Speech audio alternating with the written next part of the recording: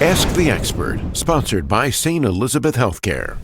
Experts say this new announcement of full approval of the Pfizer vaccine is a real game changer. Medical reporter Liz Bonus explains how it'll make a difference for those caring for patients on the front lines. Hey there, everybody. Hello to you. Pharmacy experts at St. Elizabeth Healthcare say today's announcement clearly shows this was a priority. The FDA usually has 6 months to review a request. Pfizer put their information in for this authorization just a few months ago. Susie Francis says this does not mean, however, any corners were cut with this vaccine full approval. The vaccine has that approval now for 16 and older. Those 12 to 15 can still get this shot as part of an emergency use authorization.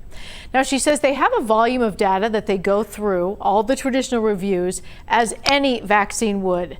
And this really changes things for those awaiting this full approval. It could make more vaccines a requirement in some places, but it also allows for an off-label use, as they call it. You can't do that with an EUA. So that means if your doctor writes a prescription for you to get a third dose, for example, or a booster shot, you can go get that third shot when they recommend it.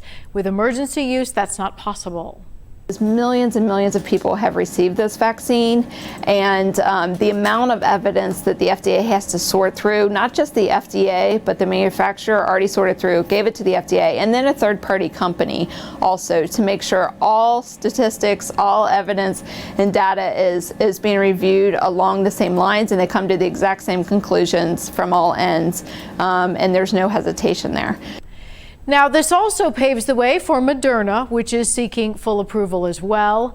And already some school districts in New York have said the Pfizer approval will now make it a requirement for teachers with no opt-out.